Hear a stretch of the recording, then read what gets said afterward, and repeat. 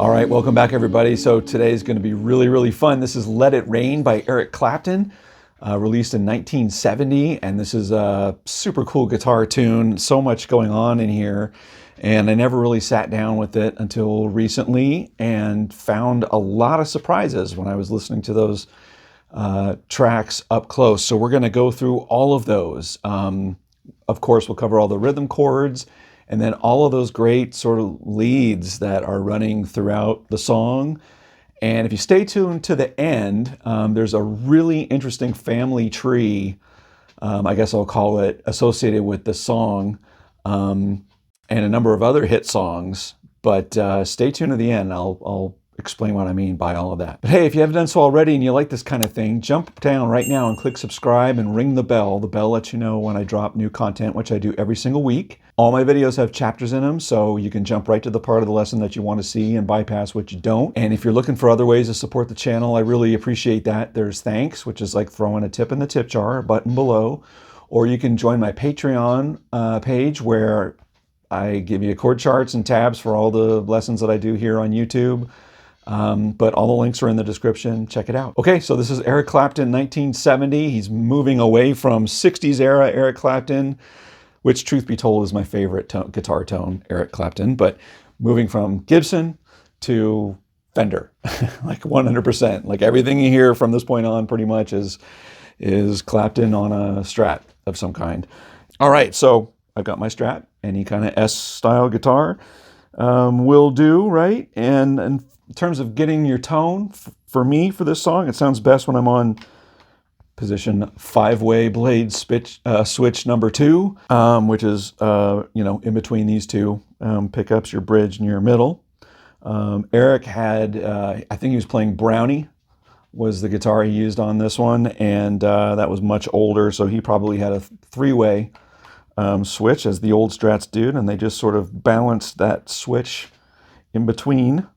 You can rock them back to that point. You could still get this sort of in-between tone. I think it sounds different than actually 5-position switch, but that I may be making it up in my head. But anyway, I think that's where a lot of the tone is. I'm rolling my tones up. And for my amp, I don't have any pedals going on. I'm running right into my Princeton Reverb Tone Master, which for this song is doing a really great job, I think. I'll have all the settings for that I'm using here in the video in the description below, but great little 10-inch speaker. Sounds to me like Eric might be even running into like a Champ, like a little 8-inch speaker, and just miking that and getting everything they can out of that cranked up. But going with my Princeton Reverb, anything with a 10-inch speaker, I think will get this sound really good. So, all right, so that's your tone. Standard tuning, although I think it's a little sharp. When I listen to the record and play along with it, it seems to be a little sharp of standard A. So that's about where I'm at, whatever that is.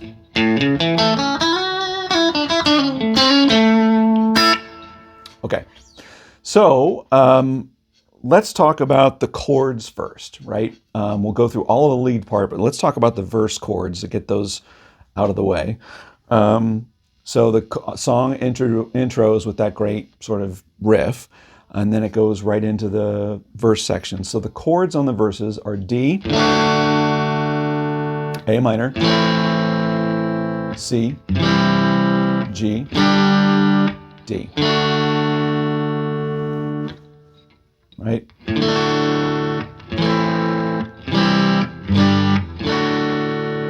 And then when it gets to your chorus, it's bouncing back and forth between a D and an A minor.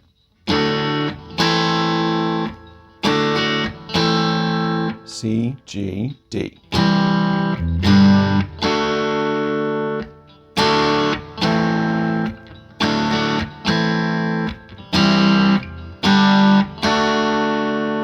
right? So that's the main sort of verse format. When you're having that the riff that opens the song and it sort of interludes in between a couple times, it's just bouncing between an A and a G. So if you're playing rhythm chords under that, it's just an A. Na, na, na, na, na, na, na, na, na, na. It's just those two chords.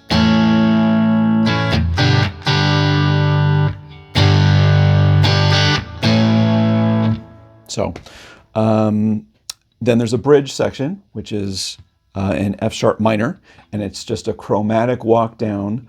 I play it just with the top 4 strings, 1, 2, 3, 4. Right, so you're starting on a F sharp minor. You walk that down on your D string. And then one more.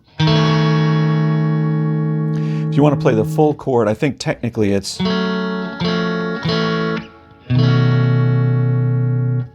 either a B9 or you don't actually fret the 5th string. You can finger over to the 2nd fret of the E string to get that F sharp and mute the A string. Either way, the bass is holding down the low tones anyway, so that sounds great too. And then it closes out between an E minor 7 and an A, and you sort of move the 1st string note around. So you start with an A6.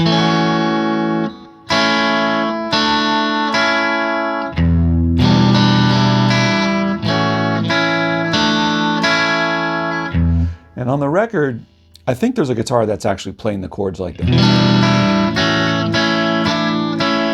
But there's also overdubbed single note stuff, which we'll get to on the leads too, which is all over this song. So I think there's also a guitar doing,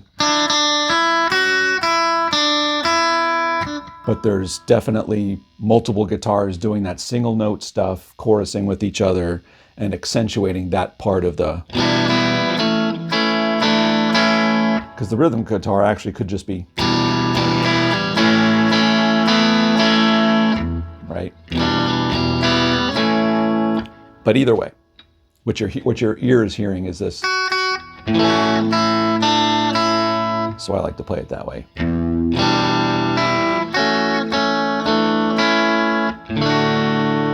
Right? And then that's it, back to your verses. And then all on the outro, it's just the A to the G format where that, speeds up and the guitar solo rips for a minute or more.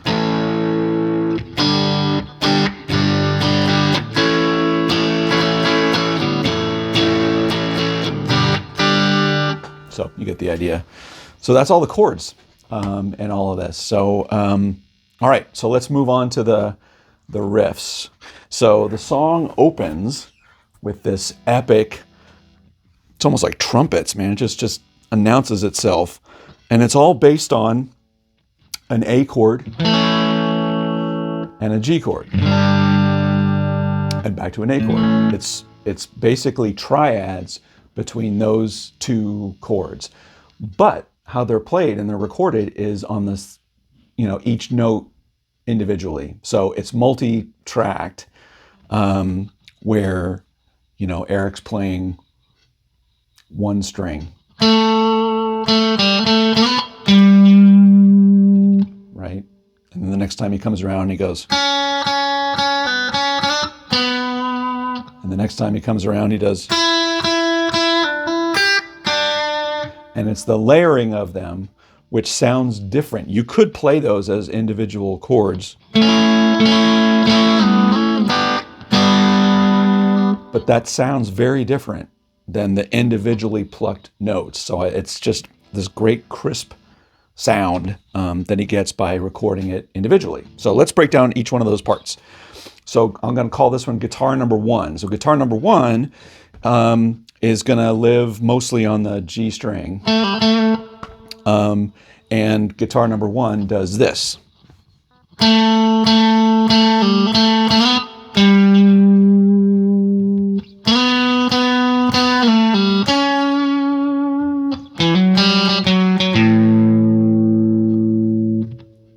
the full piece of what that does. You could play a couple of those notes in some other places, right? You could go and have that open G string, and you can have the open B string. Like, you can keep it all down there. But I think when I'm listening to it, they sound almost all fretted to me.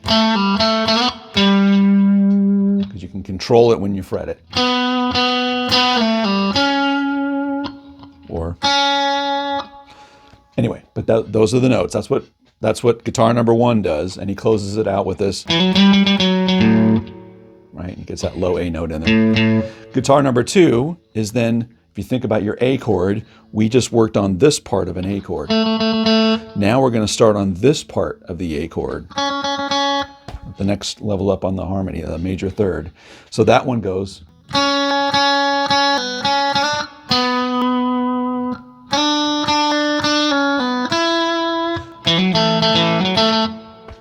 Right, so that last one he closes out. He's playing with that shape when the other one does. Okay, now the third one, guitar number 3, is going to start on the next note of your A triad, that E note, but I think he plays it fretted up here. Okay, so here's what guitar number 3 does.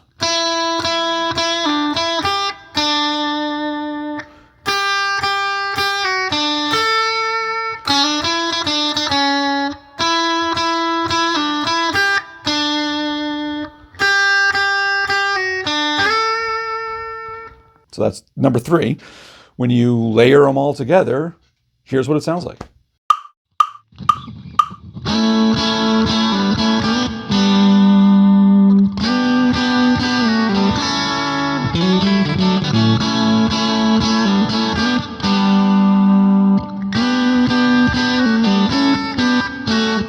Now, if you want to try then play that intro riff with a single guitar, you could do it. You can come close. It's not exact, but here's a way that I've done it when I've played it live on a single guitar.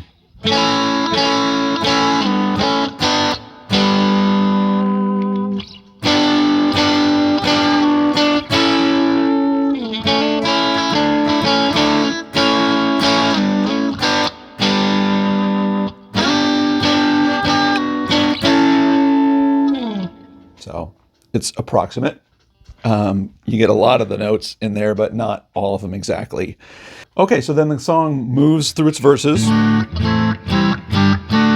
when it gets to the chorus, right, the chords are going between a D and an A minor. And now we've got 2 guitars that are playing a harmony on this part. And guitar number 1, the lower one, very cool when you break this apart, and they're panned sort of in different places.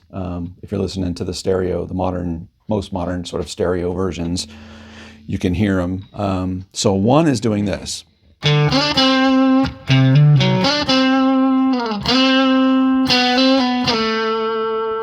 Right, so that's guitar number 1, the lower harmony. The higher harmony is going like this.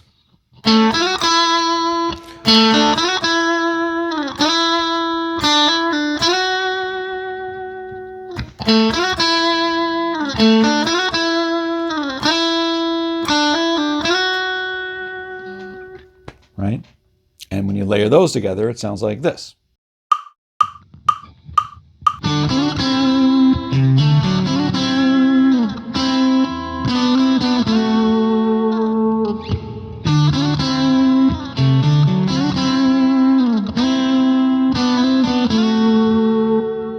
So if you want to attempt to do those parts, harmonies, with a single guitar, you could approximate it again. And the way that I've done that live before is something like this.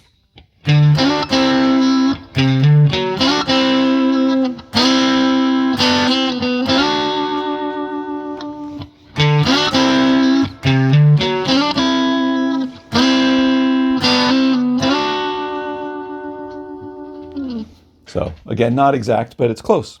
and sounds more than passable if you can pull that off. So now we move into the bridge section, and the bridge section sort of is our F sharp minor.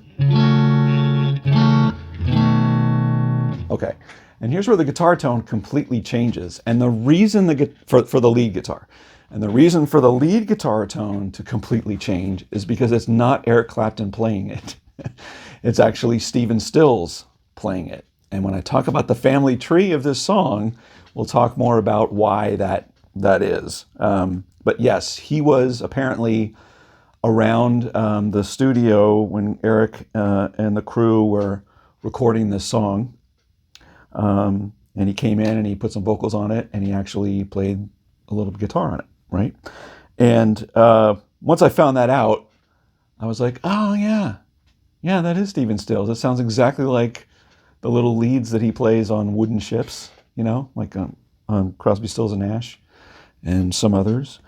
So I have no idea what kind of guitar he played, so I'm not making any pretense about it. But if I'm sticking on my Strat, I'm going to go to my neck pickup, and I'm going to take my tone knob, and I'm going to roll it all the way off. Just roll your tone all the way off.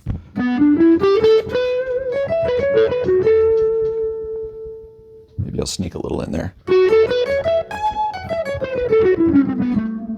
So that's how I'm sort of approximating that sound, right? So while Eric and team or whoever's, they're playing the normal, right? There's a little lead over that F sharp minor that Stephen Stills plays, and it goes like this.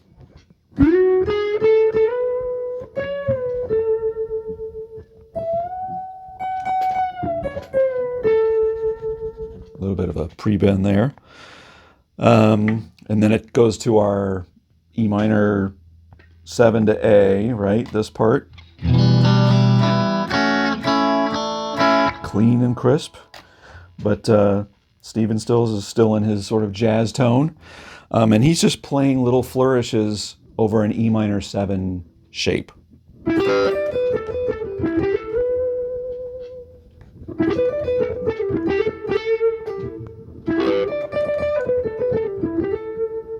So anywhere you want to play in that space, right? It's just off of a E minor 7, so it's all in that that little box.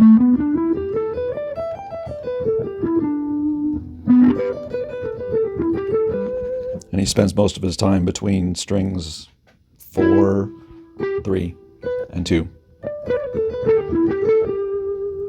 But you don't have to, but that's what he did. Okay, so from that point, it's just everything, you know, it's all the same parts that we've learned, the verse structure, and it moves to the final set of the intro riffs.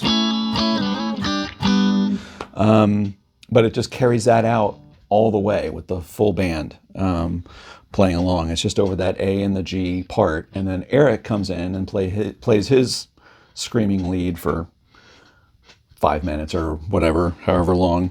And I'm not going to go through every little part note for note on here, but I'll show you where sort of it's all happening and what the kind of the theory or approach is that he's playing with it. So his approach to the solo and all this is really staying mostly major scale. In A is most of what you're finding that he's doing here. And he's playing between the sort of, you know, positions here based on that sort of shape. And then he's a little bit up here.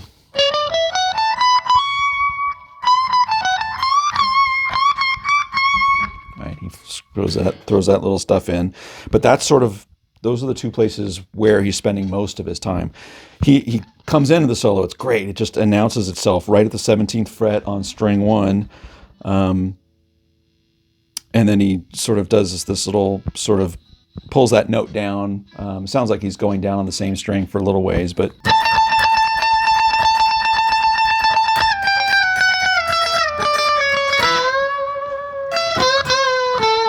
something like that, right? He's just moving his way to this A position is one way he could have done it. He could have switched over to string and stayed up there too.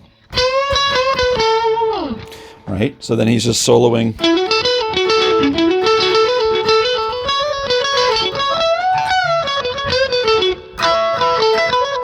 He's all up there. So that's in sort of that spot is where he spends most of his time. Yep, then he spends some time up here on the 17th fret, sort of major scale A.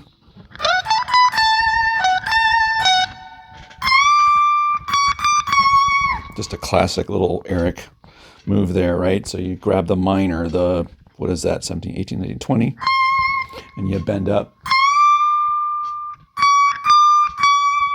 And you're just bringing it down one fret. So you're basically bending it up there. Making that up there.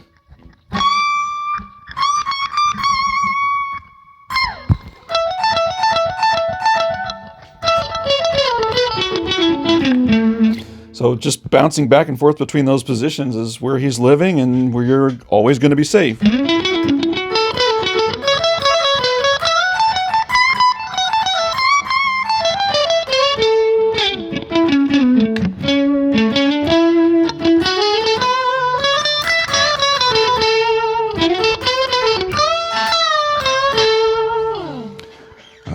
Me just going off the rails a little bit, but that's the approach that he is. He's A major, mostly in that position, and he's also coming in up there. Really cool part, if you notice in the very beginning when we did that little descending, there's a part in that solo where Eric's guitar fades out or he stops playing. And you hear Leon Russell on piano, and he goes, no, no, no, no, no, no, no, no, no, no, no, no. He does that run, and then the bass follows it. Great, it all just sort of, call and response to each other, repeating that riff. But Eric started it in the very beginning of the solo. But that's really cool. Piano, then bass, piano, bass. They do that back and forth. Then Eric comes back in after that.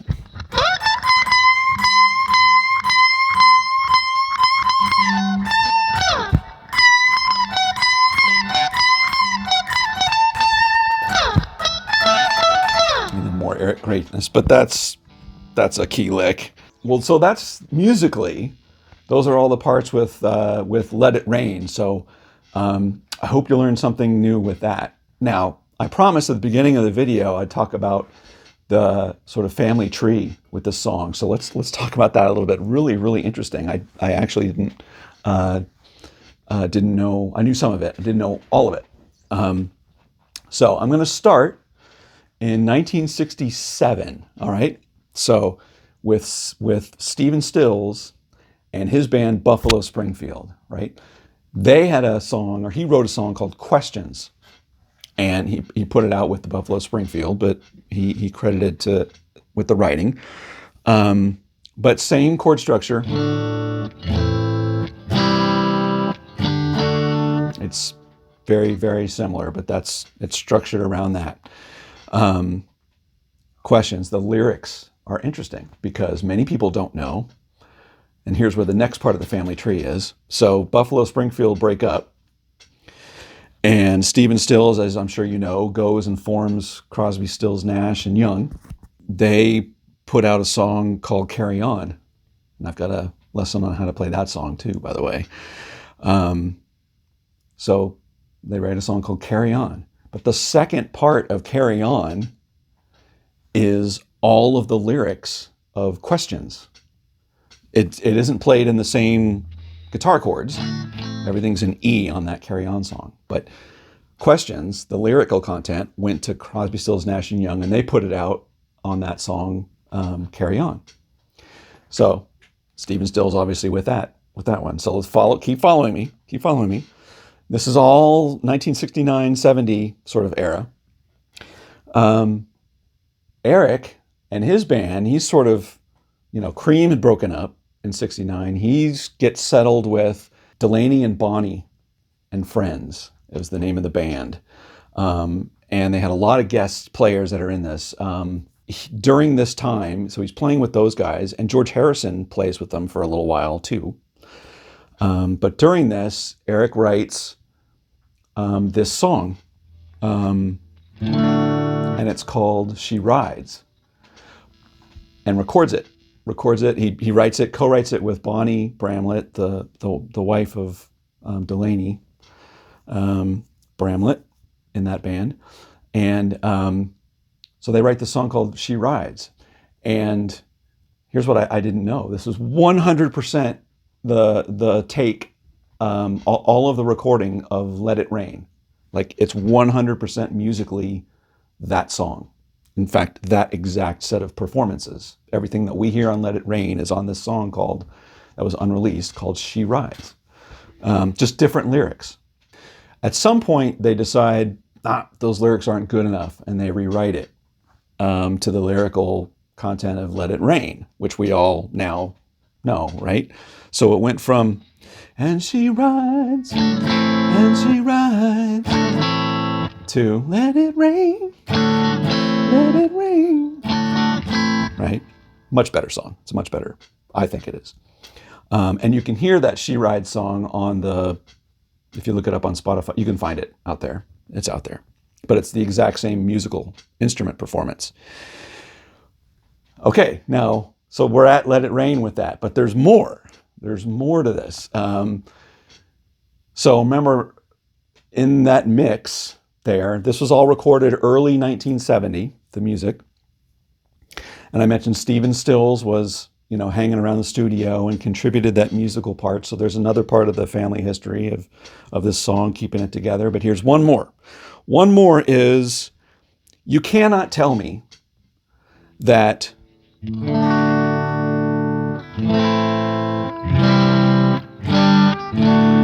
is not almost the same song as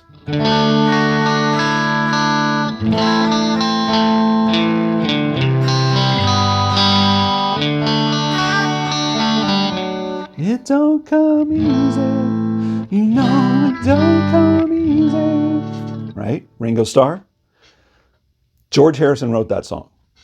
I know Ringo's credited with it, but George Harrison wrote the song, maybe co-wrote with Ringo in terms of lyrics, I believe, but musically, that was George. And in fact, the demo that George put together for Ringo to sing it, there's a version of George singing the whole song and everything. It's great. Anyway, George was playing with Delaney and Bonnie and Eric during this whole time. Again, Ringo's song was recorded in early, mid-1970. This is all happening at the exact same time. So that's my family history, my family tree for this song. Stephen Stills, Buffalo Springfield, Stephen Stills, Crosby, Stills, Nash & Young, Eric Clapton, Delaney, Bonnie, and Friends with Stephen Stills and George Harrison rewrite the lyrics and then add on George Harrison and Ringo Starr, and there you go. And between all of that, you have Questions as a somewhat hit, Carry On as a pretty big hit, Let It Rain as a pretty big hit, and It Don't Come Easy as a pretty big hit. So that's 4 songs that came out of that Stephen Stills inspired thing from Buffalo Springfield. So there's your family tree. You're welcome. All right, well, I hope you learned something new today.